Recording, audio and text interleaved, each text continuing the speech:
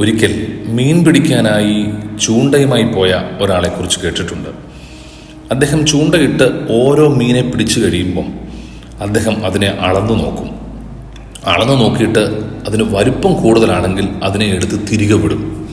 കുറേ നേരം ഇദ്ദേഹം ഇത് ചെയ്യുന്നത് കണ്ട് ഒരു മനുഷ്യൻ ചോദിച്ചു, നിങ്ങൾ എന്താണ് ചെയ്യുന്നത്? ഇത്രയും ബുദ്ധിമുട്ടി ചൂണ്ടയിട്ട് പിടിക്കുന്ന മീനിനെ അളന്നു നോക്കിയിട്ട് എന്തിനാണ് തിരികെ വെള്ളത്തിലേക്ക് ഇടുന്നത്? അദ്ദേഹം പറഞ്ഞു, ഒരു പ്രശ്നമുണ്ട്. എൻ്റെ വീട്ടിലെ വറച്ചട്ടി അല്ലെങ്കിൽ ചീനച്ചട്ടി അത് ചെറുതാണ്. അതിൽ കൊള്ളുന്ന വലിപ്പമുള്ള മീനിനെ മാത്രമേ ഞാൻ എടുക്കൂ. അതിനേക്കാളും വലിയ മീനിനെ കിട്ടിയാൽ അതിനെ ഞാൻ അങ്ങ് വിടുകയാണ് ചെയ്യുന്നത്. നമ്മൾ പല ആളുകളും ഇതുപോലെയാണ്. നമ്മുടെ പാകത്തിനൊത്ത് നമ്മുടെ വറച്ചട്ടിയിൽ ഒതുങ്ങുന്നതിനെ നോക്കി നമ്മൾ ഇങ്ങനെ കാത്തിരിക്കുക.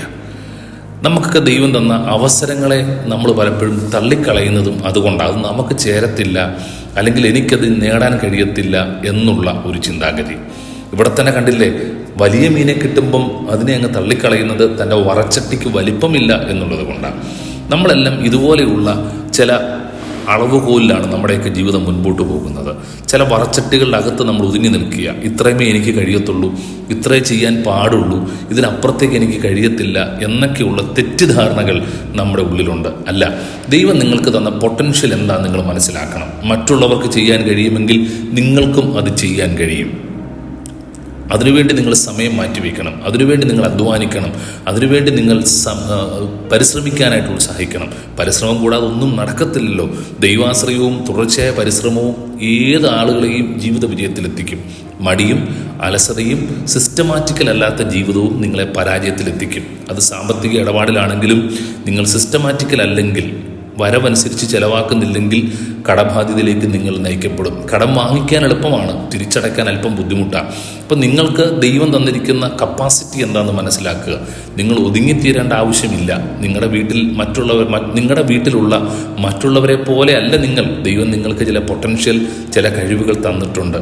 അതുകൊണ്ട് തന്നെ നിങ്ങൾ വ്യത്യസ്തമായി ഒന്ന് ചിന്തിക്കാൻ, നിങ്ങൾക്ക് കിട്ടുന്ന അവസരങ്ങളെ ഉപയോഗിക്കാൻ കഴിഞ്ഞാൽ നന്നായിരുന്നു. നിങ്ങളുടെ വായിൽ നിന്ന് തന്നെ എനിക്ക് കഴിയത്തില്ല, എനിക്ക് സാധ്യമല്ല, എനിക്ക് ഇന്ന് വരെ അങ്ങനെ കഴിഞ്ഞിട്ടില്ല എന്ന് പറഞ്ഞ് പുറകോട്ട് പോകേണ്ട. ഒരാൾ നിങ്ങളെ ഒരു ഉത്തരവാദിത്വം ഏൽപ്പിക്കുമ്പോൾ അദ്ദേഹത്തിന് അറിയാം നിങ്ങൾക്കത് ചെയ്യാൻ കഴിയുമെന്ന്.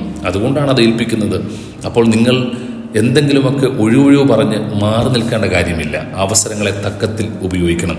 വിശുദ്ധ ദൈവത്തിൻ്റെ വചനത്തിൽ ഫിലിപ്പി ലേഖനത്തിൽ പൗലോസ് പറയുന്നു, I can do everything through Christ who strengthens me. എന്നെ ശക്തനാക്കുന്ന കർത്താവ് എൻ്റെ കൂടെ ഉണ്ടെങ്കിൽ എനിക്കെന്തും ചെയ്യാൻ കഴിയും. അതെ, നിങ്ങളുടെ കൂടെ കർത്താവ് ഉണ്ടെങ്കിൽ നിങ്ങൾക്ക് സകലതും സാധ്യമാണ്.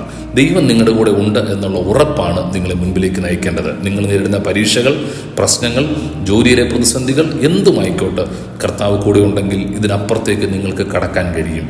ആ 5 കല്ല് ദാവീദിൻ്റെ കയ്യിലേക്ക് വന്നപ്പോൾ അതിലെ ഒരു കല്ല് മതിയായിരുന്നു ഗോലിയാത്തിനെ തകർത്ത് കളയാൻ. നോക്കി, ഒരു ചെറിയ കല്ലുകൊണ്ട് മലനായ ഗോലിയാത്തിനെ തകർക്കാൻ കഴിഞ്ഞെങ്കിൽ നിശ്ചയമായിട്ടും നിങ്ങൾക്ക് ദൈവം തന്നിരിക്കുന്ന ചെറിയ താലന്ത് കൊണ്ട് വലിയ കാര്യങ്ങൾ ചെയ്യാൻ കഴിയും. ഇന്ന് നിങ്ങളൊന്ന് ചിന്തിച്ചു നോക്കി, ദൈവം നിങ്ങൾക്കെന്ന പൊട്ടൻഷ്യൽ എന്താ, കഴിവെന്താ? ഒരു വീട്ടമ്മയല്ലേ നിങ്ങൾ, ജോലി ചെയ്യുന്ന ആളാണ്. എന്താണ് നിങ്ങളുടെ കഴിവ്? എന്താ നിങ്ങളുടെ താലന്ത്? അത് വേണ്ട വിധത്തിൽ ഉപയോഗിക്കുന്നുണ്ടോ? ദൈവം തന്ന ചില ശുശ്രൂഷകൾ വേണ്ട വിധത്തിൽ ഉപയോഗിക്കുന്നുണ്ടോ? ഇല്ലെങ്കിൽ ഒന്നുകൂടെ തീരുമാനിക്കാം, എനിക്ക് തന്ന താലന്തും കഴിവുകളും കർത്താവിന് വേണ്ടി, എൻ്റെ സമൂഹത്തിന് വേണ്ടി, എൻ്റെ കുടുംബത്തിന് വേണ്ടി ഞാൻ ഉപയോഗിക്കും. പരാതി വേണ്ട, പരിഭവം വേണ്ട, ഇനിയും ആരെ ഞാൻ സഹായിക്കത്തില്ല, ഇനിയും എൻ്റെ കൈകൊണ്ട് ഉപകാരം ചെയ്യത്തില്ല എന്നുള്ള വാക്കുകളൊന്നും വേണ്ട. ആയുസ്സുള്ളിടത്തോളം, ആരോഗ്യമുള്ളിടത്തോളം മറ്റുള്ളവർക്ക് നന്മ ചെയ്യുന്നവരായി പ്രവർത്തിക്കാൻ ദൈവം കൃപ ചെയ്യട്ടെ. God bless you.